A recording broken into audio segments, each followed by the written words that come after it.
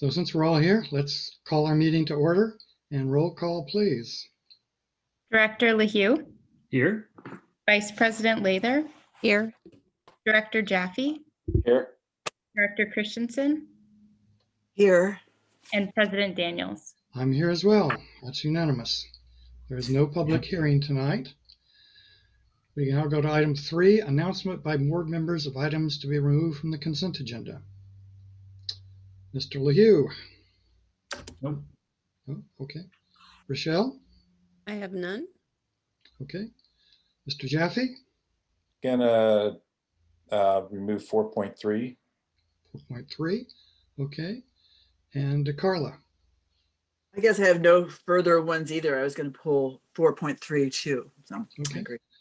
So 4.3 is pulled. So we go to the consent agenda now. And I guess we have some public hearing for things on this. We do, but we have no members of the public on the line right now. Okay. So we move on. So we can't move to approve the rest of the consent agenda? Yes, we can. We Okay, move I it would to like to do approve so. them. I'd like to move approval of the all but 4.3.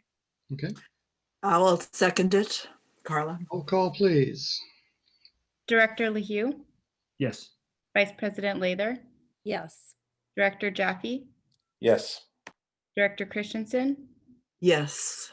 And President Daniels. Yes, and that's unanimous. All right, so oral and written communications. I think we had someone for that, but they're not on the line either, are they?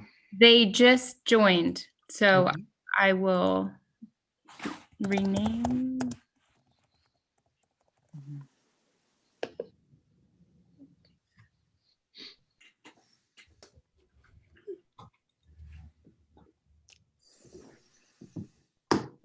Ms. Steinbruner? Hello?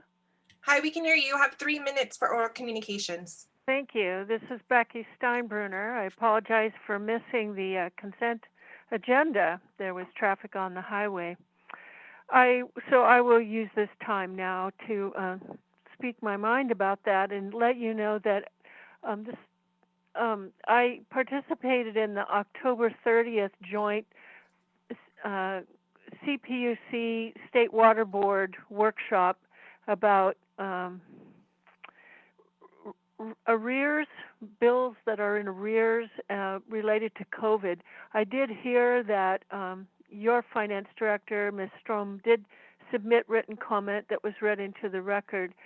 But I want to just urge you to participate in the surveys that the CPUC and State Water Board are going to do moving forward to gather information about the problem of arrears within the district. But I think it's also important to realize that many people may have been having trouble before COVID due to your rate increase and restructure. So I again urge you, as I have in the past, to work with legislators. And where the State Water Board summary of the summary of the problem trying to help, aside from COVID, low-income ratepayer assistance, where that stands, it was stated at the workshop, it is now up to the legislators to come up with something that will address this. And as Ms. Strom heard, Senator Bill Dodd is very willing to do that.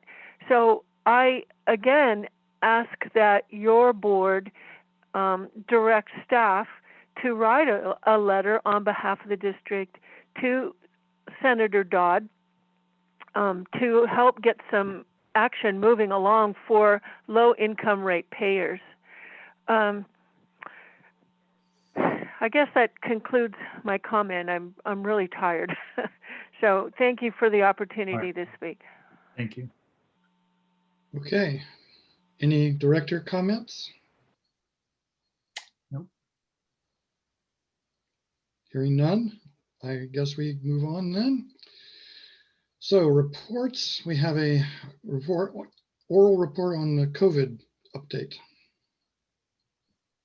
Everyone. I just wanted to give a brief overview of some of the changes that we have had to deal with as an employer in relation to COVID. The recent legislative session passed a number of laws relative to COVID-19, and the district has responded accordingly and has made efforts to make sure that we're compliant with state law.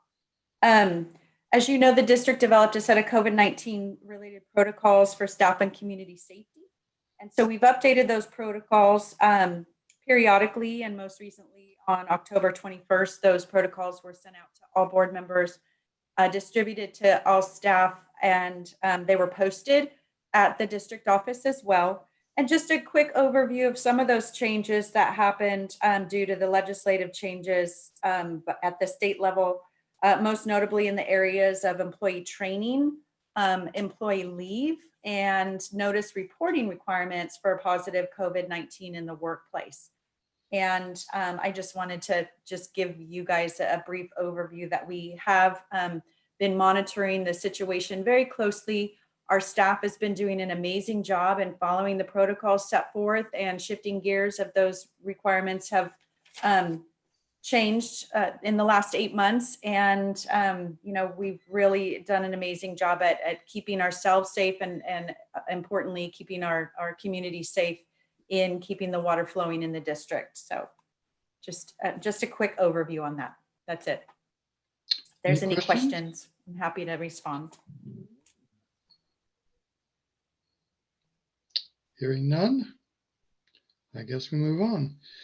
So there are no conditional or unconditional will serves, 7.1. So we go to 7.2, board feedback and direction concerning regarding customer support and rates. Good evening, directors. This is Ron Duncan. I'll start this off, and Leslie may also chime in to help out, especially with questions. So President Daniels brought this to my attention to agendize on the basis that they've been out in the community, and I think with other board members probably have heard feedback from them. And so to really provide a forum for you to provide feedback to staff, so we can take that and digest it and move forward in whatever fashion. So, we've kind of adopted a mindset of relentless pursuit of continuous improvement. And I mean that in everything we do. When we make a mistake, we don't even look at it that way. We look at it as a stepping stone to a better place. So with that, it really sets the agency on a trajectory just to be better. So a quick background, though, I think it'd be remiss not to mention a few things before I just kind of leave it up to you to provide us feedback and receive some public input. There's a couple ways to look at this, but one is lowering costs for the district if we're trying to help our customers and the environment, but lowering costs. So many ways to improve, and we've gone through those. We traditionally have been bringing up about every 6 months, various improvements, and maybe it's only, $100 here, or maybe it's, a couple thousand, but those all add up over time. So lowering costs is one way. And then another way that's what most agencies kind of focus on, but we're already relatively lean.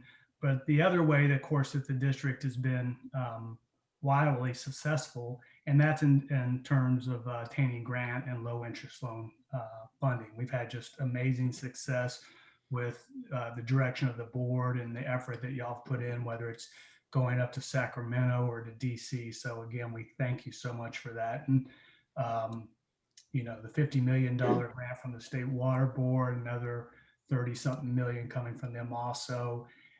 The EPA, and again, it's not just about the money there. I have to always say that you think about it, it's a belief and support of what we're doing as a whole of the district. But the net thing to our customers is a huge gain, right? I mean, I don't think any agency in Santa Cruz County has obtained that kind of results. So coming down to the rate structure, it's still on background. You remember we formed a committee of about 10 or so customers for over an 18-month process, and 2 board members were on that. And there we went through a whole spectrum of different potential rate structures and all over, really going out to the far edges of what might even be possible. And a lot of great feedback from our public members on that one. So I just want to remind everybody of that. And as I mentioned, in the short term, the board's taken many steps to do different things, and they're outlining the memo. I think that the big one I'll just mention is, you know, as nobody has, as everybody agrees, and the data clearly demonstrates, we've got a significant issue, right? Seawater intrusion. That's part of the reason the EPA and the state are so behind us, and we've been designated as a critically overdrafted basin. So the board has upheld their stage 3 emergency curtailment since 2014. And I think initially we had the stage 3 rates on top of that, but you subsequently pulled that back and just had us do the other curtailment method. So that's another way to, I think, that easily gets overlooked, the way we've been trying to help the customers. And of course, trying to keep the basin from being further seawater intruded, because that would be the worst thing we could do for our current or future customers. In the long term, we've outlined some ideas here, and I won't necessarily go through them, but I think it's important to note that a lot of people don't understand Prop 218, and it really kind of hems our hands to some degree as to what we can do. We can't take money from here and give it to somebody else, even if you would like, if it's you know, taking from one customer base to support another without justification. So we have to be very careful to follow the law on that. So with that, I'll just say I do want to give Leslie a chance to speak, but we're really here tonight to listen to you, receive any public comment, and take that back, digest it, come back. And I see this as an evolution, if nothing else, as a way to continue on to seek better ways to serve and provide our customers. Thank you. And Leslie, would you like to add anything? Yeah, I will add that we, you know, although the state has passed a mandate that you can't shut people off for non-payment of service, that the district has really gone above and beyond that single mandate. We waive the late charges for anybody who contacts us and is having an issue with paying their bill. We typically allow people to set up a payment arrangement for 12 months at, you know, no charge. There's no interest or anything on that. But because of COVID, we have extended that to 24 months so that we are ensuring that we're getting those payments on a payment plan just as low as we can for people so that they can manage both that and their current water bill. We are calling people directly. I've got Courtney in our collections department, and she has just been amazing. This week alone, she has managed to keep 2 customers out of active collections by working with them on setting up payment arrangements. So she's really doing a one-on-one, personalized, really kind approach to trying to get our customers taken care of. So we are kind of going above and beyond what the state has mandated in terms of customer service. So I do want to assure you that first and foremost, our concern is our customers and those who are struggling at this time. As Ron said, we would love to be able to provide a low-income assistance program to our customers. But the law just isn't there to support us in that at this time. I was part of that call on Friday that was focused primarily on the CPUC and what private water companies are able to do to support their customers. There is some assistance for municipalities that have more than one revenue stream and can use non-ratepayer revenue to support such a program. But for little agencies like ours, we're really in a tight spot under Prop 218 with no other revenue stream. We simply don't have a path forward for a low income rate assistance program. So we're continuing to monitor all of this. It's not really a legislative change that would be required in this instance because Prop 218 was a ballot initiative. It would require a constitutional change to make changes to Prop 218. But we continue to participate in all of the programs, all of the trainings and information that are out there. And if anything changes, we will absolutely be on top of it and keep the board apprised.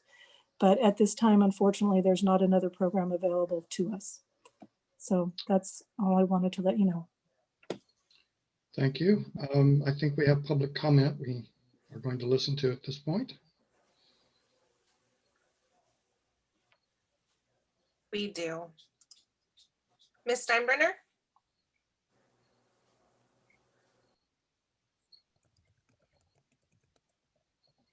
Hello, this is Becky Steinbruner. Can you hear me? Yes. Thank you.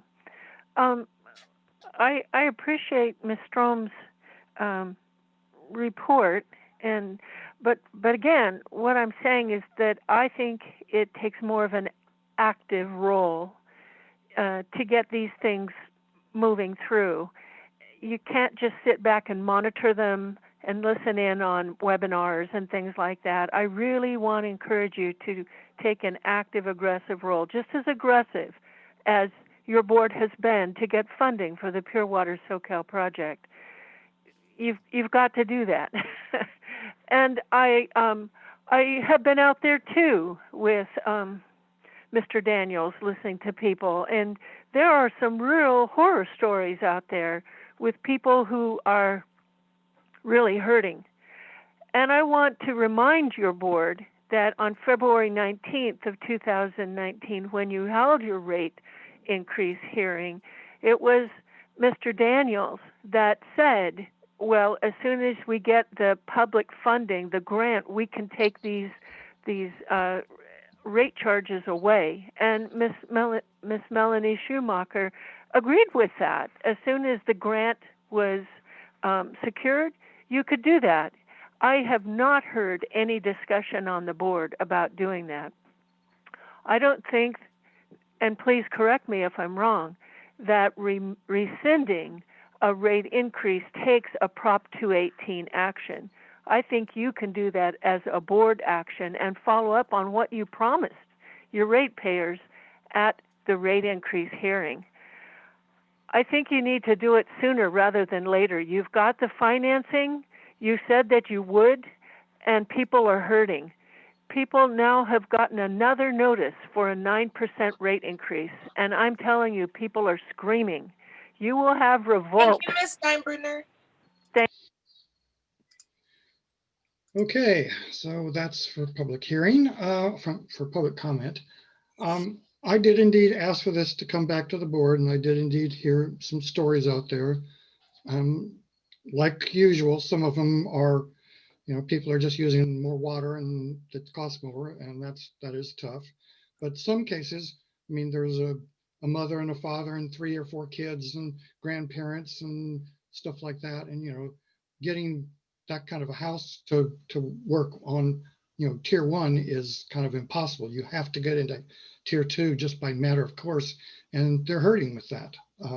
And then of course, the other feature is that now that we have the COVID thing going on, in addition to that, we have the case of, people's incomes being hurt considerably. So we have a double whammy right now.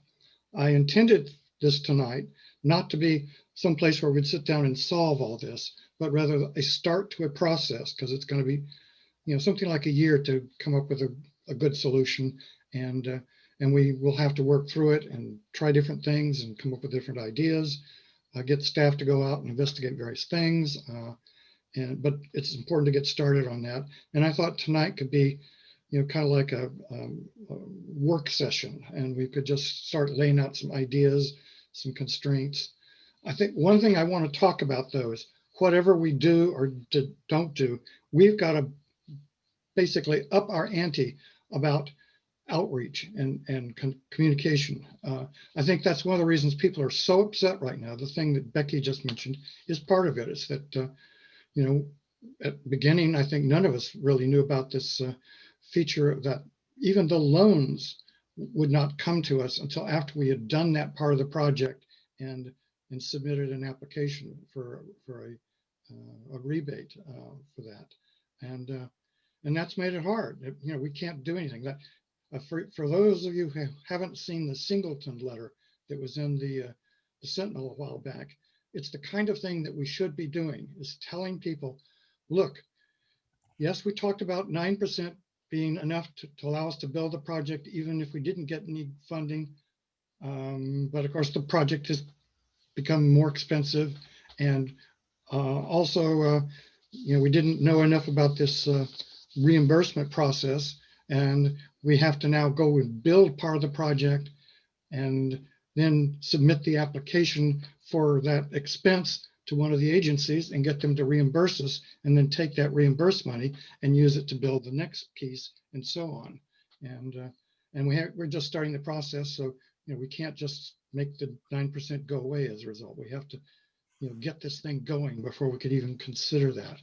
And so that's important. We need to tell people what we're doing and why we're doing it and why we're not doing something else that they might want and think is perfectly reasonable. So I think all of that needs to be in our process, is that not just the rate structure itself, but you know, what do we tell people? What do we communicate? So anyway, I'm going to shut up now and see who wants to talk about things.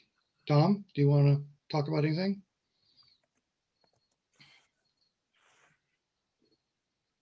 Tom? Sorry, I had myself on mute. Okay. Okay. So for even before being out and talking to people, I was aware of there's this worry about fairness and I want whatever we do to be able to have the same kind of rate for a large family as a small family. I know we've talked about water budgets before, and that was one way to solve that problem.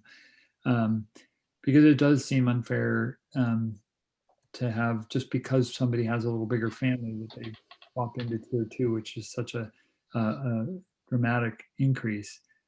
So, well, I just as we go forward, that's a big one with me, is fairness. I agree that we need to communicate as well about as we learn, you know, that the reimbursement from grants and loans, you know, is kind of after the fact. But the important part is that at least if we have a plan in place, as we do, and we have a project, that once that starts coming in, then the rate increases that we would need can be less than they would otherwise in the future, because we've done this work ahead of time. So we got to communicate that. And you know, if there is some valid, I'd like to know, like, and I think Dr. Jaffe asked for this one time, like, what is the kind of effect of tiered rates on conservation? But like, are there other ways to incentivize conservation besides that? So that's something I'd like to look at, however it's structured. And then I think that's it for me. Those are the big issues. Thanks. Okay. Rochelle? And can you come back to me? Okay. Mr. Jaffe?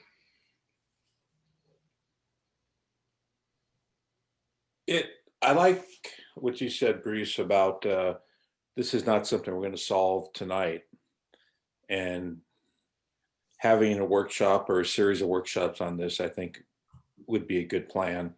I agree with the way that the rates are set up now does have a larger effect on larger families. And so I support exploring water budgets, and but we should also take a look at the water use, you know, summer versus winter, and that, and I don't want to make things too complicated, but just the idea of different rate structures for summer and winter, I think might make things more equitable. The other thing that I think that is worth looking at is not only water budgets for non-commercial, but also commercial. To me, it's always, and I know it makes it more complicated, but it always has seemed unfair to me that a commercial user gets a rate that's lower, even if they use a large amount that may be over what is necessary. Those are just some thoughts I have. That's a good thought about the commercial and how it fits into this. That would be one thing I would like to see staff look into, because I know there are several agencies out there that have done water budgets, and it would be interesting to see how they dealt with commercial, because it is kind of a conundrum that, you know, if you have a furniture store, it doesn't use any water at all, and if you have a, you know, a spa or a health spa or something, they're going to use a lot of water. And how do you make that fair? It's not like a, you know, family, which one family and another family are reasonably close. They're not identical, certainly because of the size, but, you know, their water usage is fairly similar. They all have toilets, they all have bathtubs, they all wash dishes, they all wash clothes. And so there's a lot of similarity there, whereas businesses are not similar at all. So how do you deal with that in that kind of scheme? So, yeah, I agree. Carla? Yeah, I wanted to report a little bit. I had two things. I wanted to report a little bit about my experience on that long-running finance advisory committee that we had, that Leslie led that, and with the 11 customers. And I just wanted to say, it took a long time and a lot and really intense discussion and very hot feelings to get people with even that group, and this is meeting regularly for an hour and a half, even more, at a shot, to get them with an understanding of what goes into a water rate and exactly why the water rates cost that. And we did go over the commercial stuff, the commercial use, and how complicated that would be. We looked at, this is thanks to Leslie, by the way, she was very thorough. Winter rates and summer rates, all those things are extremely complicated, and we are kind of stretched as a district as it is. And so it has to really be worth it. But the other thing I wanted to point out, that the state is looking into this. They have working groups that are exploring water budgets for outside, outside irrigation, which that could be used as data that we could probably use. It's not ready yet. I attended a webinar about that, and honestly, it went so fast that I don't have any conclusions. I want to get a copy of it and just unpack the data and just see where they're going with that. But it's still worth monitoring. That, it's not like we are sitting in a vacuum here of what do we do? We have a lot of promising things coming up. We have our water smart metering, the AMI, that will make water budgets a little more feasible and doable. And I think that's a really rewarding place to, target, as soon as we possibly can. But also is to watch and see what the state has to say about water budgets for outdoor irrigation. So anyway, that's all. Yeah, that's a good thing about AMI. We should probably see who is using AMI to do interesting things. Like, one of the things I've heard as a possibility is by looking at hourly usage, if a home has repeated usage of 50 gallons, particularly in the middle of the night all by themselves, then you can almost bet that home has a 50-gallon toilet. And so by using the data, you can figure out something about what's going on in that home without being invasive. And that can be a help. I mean, I know for us, you know, the water budgets, one of the issue is how do you identify how many people are in the house? And how do you keep people from telling you, oh, well, I have 13 there, or forget to tell us when their kids all go off to college and now there's only 2 of them there. And if we can find out some way to track some of that with AMI creatively, that would be of help. I talked to one of our customers about you know, these water rates, and she has a large family, and I started telling her one of the reasons that it slowed us with doing water budgets a while back. You know, how do we know how many people are in the home, and what if it happens and change? And she got very angry and said, "Just do it. You know, don't try and solve everything. Just do it, because you know we're hurting right now." And that that was fairly convincing to me that yes, maybe we try not to solve it completely. We just start with it, and as we go along, see how we can make it better. So that was really an eye opener for me. Rochelle, back to you again. Yeah, I've done a lot of rates and they're complicated. There's so many factors involved, and it's not just what goes into them, but how do you allocate fixed and flow-based costs. And there's a lot of philosophies out there. It's not like a set way to do anything, which makes it more difficult because we want to encourage conservation, but we don't want people to go broke because of their water bills, and it's not an easy thing. And I think a lot of times people think it's really easy, but it's not. And but yeah, just do it. We have to pick something and do it. I'm not sure what it is yet. I am wondering if we're going to reconsider the rates that we have estimated for the next 5 years once we know what the costs are and what the grant and loans we've received are, so that we can maybe fine tune it at least. Right. Another thing I wanted to bring up is, you know, when we're talking about water budgets, a single person household is not the same as all single person households.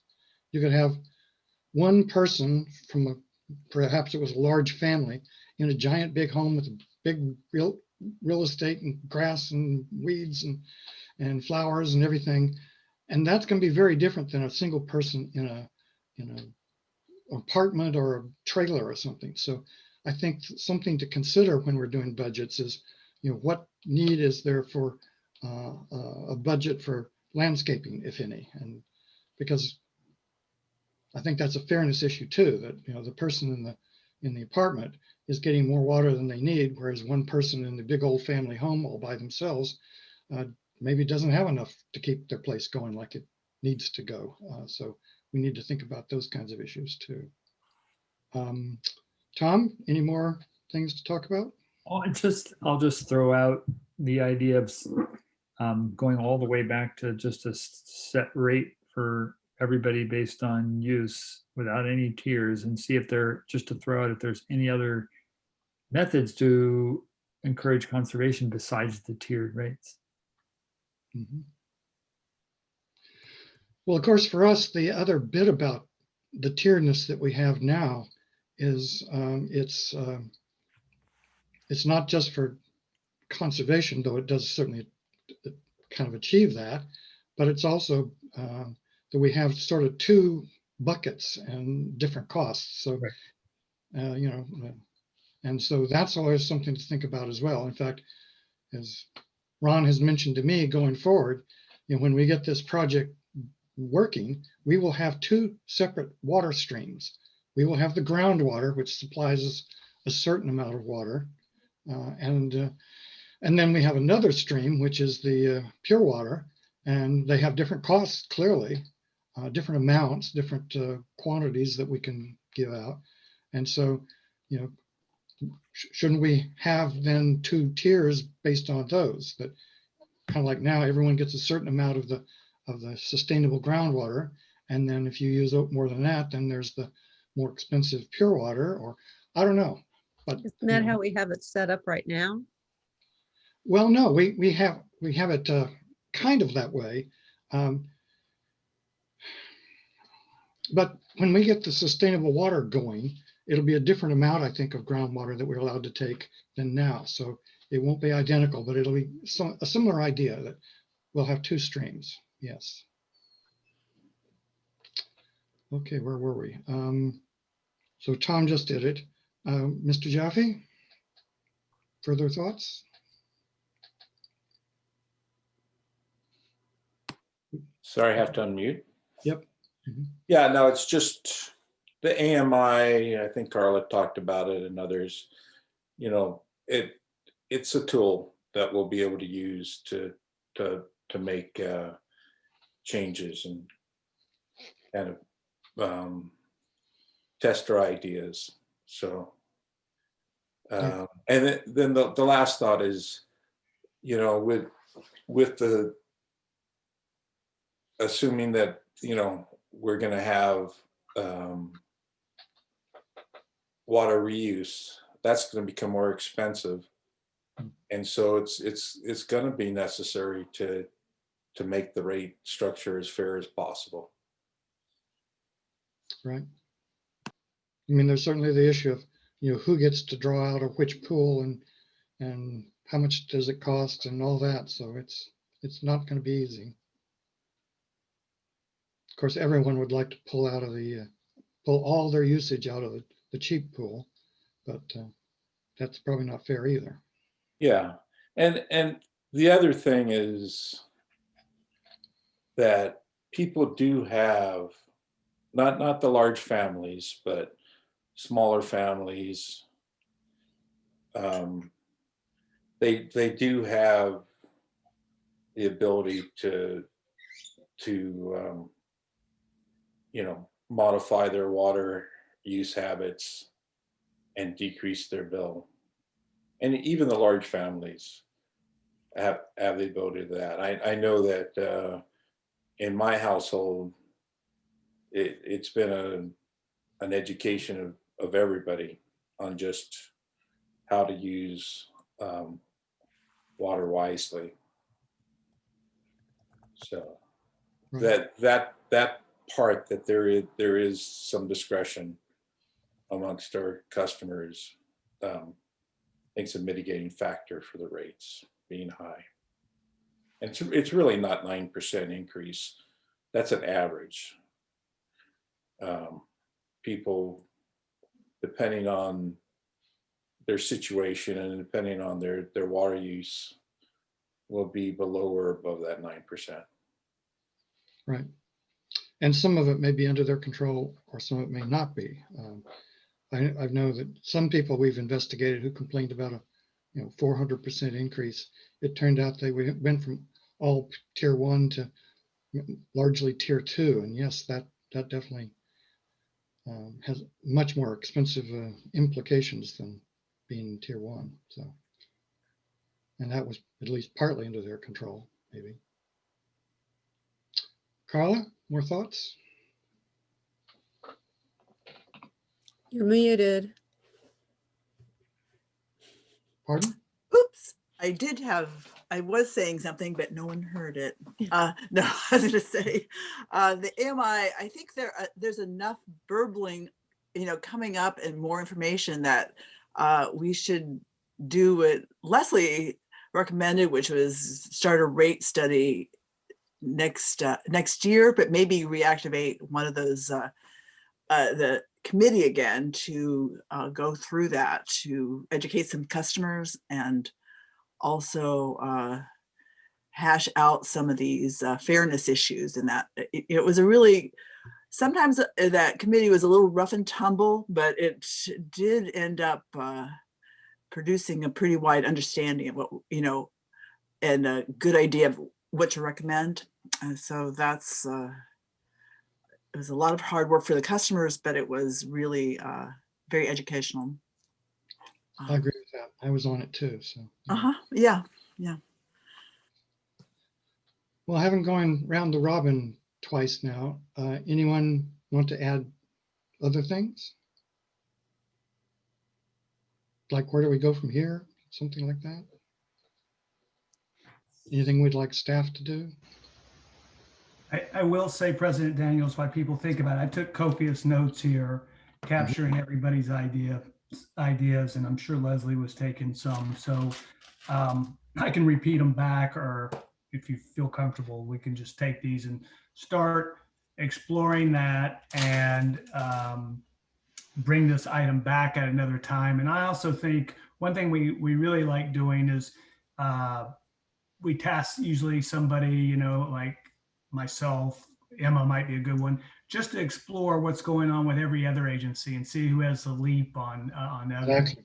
Like you mentioned with AMI or intelligent meters. I think we're trying to make a more friendly name to the customer so they understand it better. But so we'll put that in our action item list too, amongst these other things to start thinking about and contemplating and exploring. Okay. Yeah, I've already reached out to a couple of contacts of mine in the rate setting industry to see if they're aware of any other agencies that are using water budgets for commercial customers. So I'll do a little investigation on some of this and we'll see if we can agendize something for you. Yeah. Leslie, you want to share some of the constraints from our pure water finances? For what we can and I can't do? just got one thing before I I think forget. that's a whole report. Well, I was just going to add that perhaps we could plan on something really early in 2021 of having, whether it's another workshop with staff's input on some ideas, so that maybe it's another subcommittee of interested public members too, that we should start the process plenty early in looking at some of these alternatives, so that we just get going. And we have time. I agree. We need to, this is going to be a lot of work. And so the earlier we start, the more frequently we meet and who we involve in this, the better. One of the things. Oh, Sorry, Tom. I think we should involve public outreach committee too. Yes. I'd just like to know how well we've estimated costs that we based our rates on, I mean, looking at what we know now that we didn't know then, and just seeing where we are with it as far as what we need. And we do bring to you every budget season, we bring a comparison to the finance plan, which was the basis for the formulation of the rates. And we are tracking pretty closely to where we anticipated being in the finance plan. okay. Well, That's but the good to finance know. plan, we can take things in, take things out. So we can kind of fit the budget. I think one of the things I see is that I think we didn't do too well with pure water Soquel, and that's clearly kind of the elephant in the room, is that our expectations of what we would need. There's no way we could build pure water Soquel with a 9% increase now. Though that was the intent, was that we would be able to use the 9% to completely fund the project without any funding from the outside. Right, and that's it's just completely crazy. So to get to the heart of that, I think Rochelle's saying, as we near GMPs, the guaranteed maximum price at the 60% is where we get those. We'll be bringing those forth. It's a little premature right now. We're working with the different consultants and entities to derive those prices, negotiating. We'll bring those forward.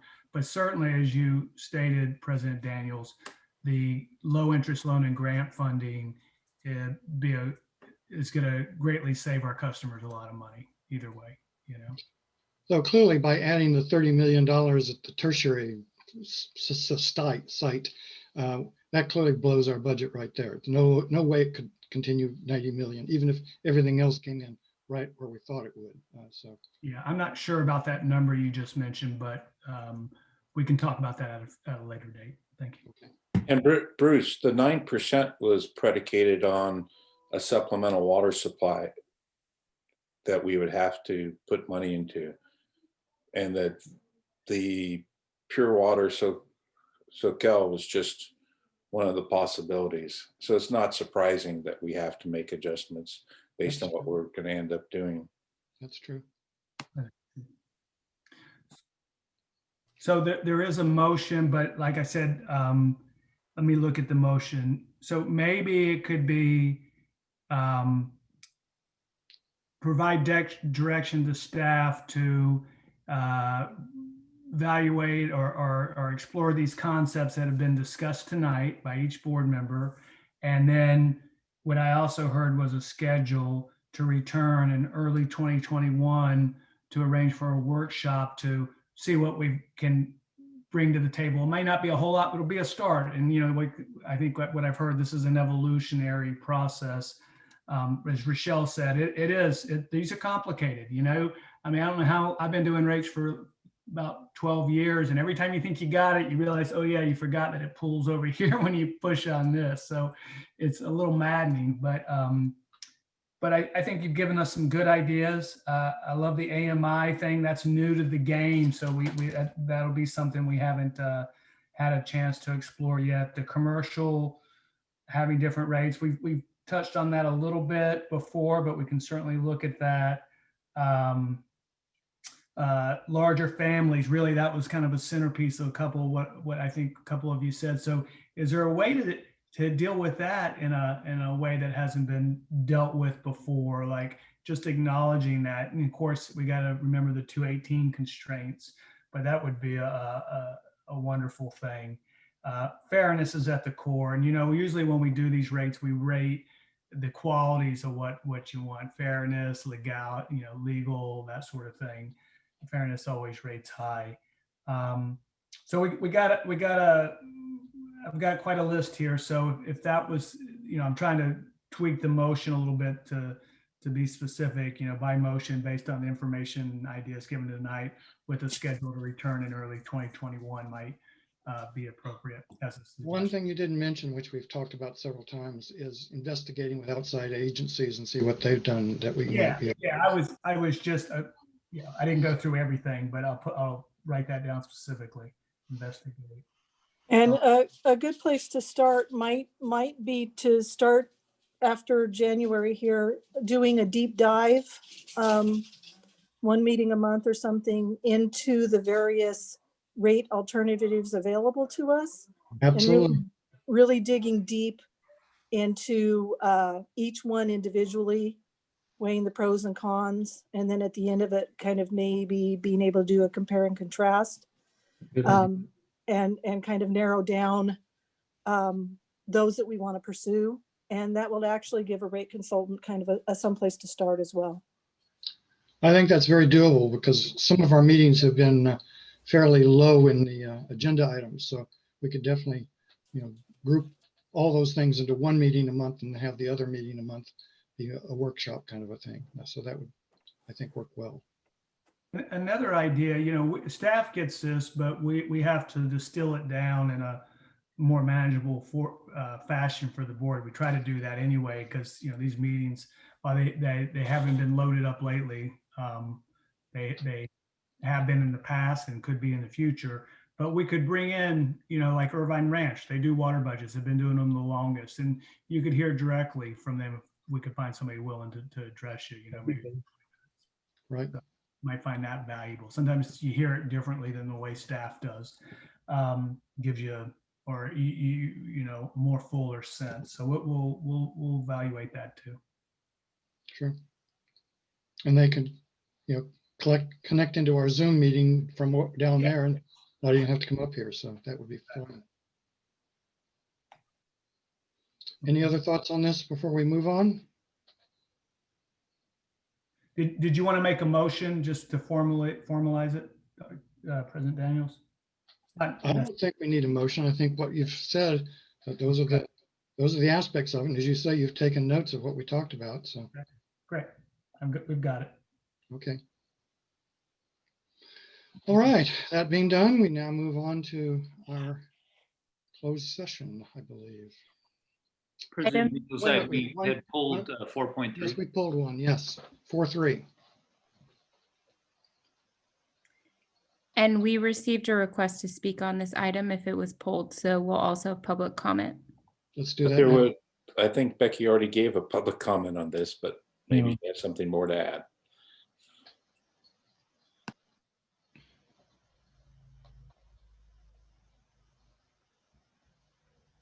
Ms. Steinbrenner, do you want to comment on this item again?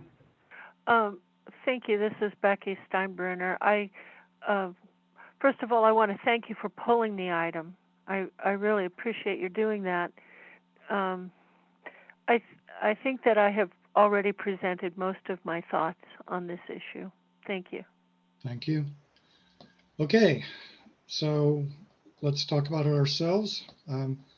I think there's a opportunity for public comment before the closed session, Bruce. Yeah, there is, sure. But we're not doing that yet. We're doing this consent item. Okay, sorry. Yep. So who pulled this? That was me, and Carla wanted to as well. Okay, all right. So why don't you go ahead, Bruce? Why don't you? Well, it was just in response to the request that it be pulled. Okay. And I was also, I don't know if Leslie wanted to add anything more about the state meeting that piqued my interest. Okay. Leslie, So, you want? sure, it was a 6-hour day. They had a lot of speakers, a lot of different presentations. As I said, the focus of the meeting was really on private water agencies who are sanctioned by the CPUC and the various rate assistance programs that they've got in place. They're following along with the energy program. They're following the CARES program. So these agencies have funds available to offer subsidies to their customers who qualify for the PG&E CARES program. Means they automatically qualify for their CPUC program. And so they're able to give a discount on the water bill. Some agencies are giving $500 grants to customers who are low income on their water bill, and they just use it until the $500 grant is gone. One of the suggestions I made to the board when I had an opportunity to speak was that maybe there would be grants available from the state for agencies such as ours who don't have an outside revenue source that could help support a low-income program. But they're still moving forward with the program that they have in place that would follow along with the CARES program. It would not be administered directly by us. It would be administered through probably like a CalFresh card that people would get that they could use to pay their water bill. So I think that's the direction they're heading, which means that there probably wouldn't be any direct administrative responsibility for the district, that it would probably be done by the state. And it would affect our customers who are 200% or below the poverty line. And I don't know how large a pocket we typically have of those types of customers. I think in a normal year, we probably have a very small percentage of our customer base that would qualify. But of course, with COVID-19, that would be a much higher percentage of our customer base that would qualify. So we're just kind of watching to see where the state goes on their program and whether we can implement that. But it would be nice to see them come through with some sort of assistance for agencies such as ours. Okay. Carla, did you have any comments on this item? Oh, well, I was just going to pull it for Ms. Steinbrenner myself too, because I was curious about whether she had, that meeting was discussed, with in 7.2. So I didn't know what else she thought she was wanting to talk about from our special board assignments. So I have nothing to say about that, except that I will do pull the request the report on the outdoor irrigation budget workshop, because they are moving along and they are developing a formula for assessing reasonable needs for irrigation based on a number of factors, and it was just going by too quickly to take notes, but be really worth it while we're developing all this have some aspect of the effect of outdoor irrigation on water bills. So Sure. anyway, That'd be good. Okay, so I think we're done with 4.3. So that means we move on to the closed session. Does there have to be a motion on that? I think that's, Report. it's just a report, yeah. All right, thank you. I think so. If someone tells me I'm wrong, that's fine too. So we move on to the closed session, and I think we have one public comment on that. Ms. Steinbrenner? Hello, this is Becky Steinbruner. Can you hear me? Yes. Thank you. I know that you will be discussing the legal challenges that I've brought against the Pure Water Soquel project environmental analysis. And again, after a conversation at the farmers market with Mr. Daniels, I want to make it clear that I think his impression, and probably the rest of your board, is that I'm just being a troublemaker. I'm just trying to slow things down. That is not at all what I am doing here. I was forced to take this action because of the problems as I saw them, and many other people saw them, with the level of environmental analysis.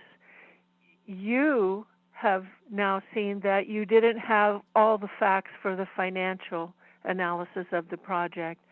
Likewise, I'm presenting to you that you also didn't have all of the information for the environmental analysis, such as the increase in total organic carbon, nitrite, and ammonia in the sewage effluent that is now causing this new requirement for at the tertiary treatment plant. So what I want to propose to you is that you consider stepping back. Your board talked a lot about off-ramps when you were first in your special meetings talking about this project. I think it's time for you to look at, are you at an off-ramp opportunity? The cost has gone sky high. Your ratepayers are under extreme economic duress, and the environmental issues are huge that you are only now looking at in some cases, such as the Thumbs state up. water boards. Thank you, Ms. Steinbrenner. Okay, so we now all log out of this and we log back into the closed session account. Okay, thank you.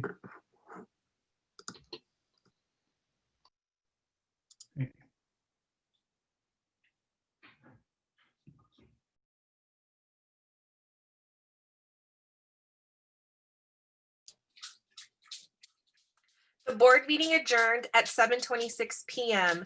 There's no reportable action for 8.1, and the board provided directions to staff on 8.2.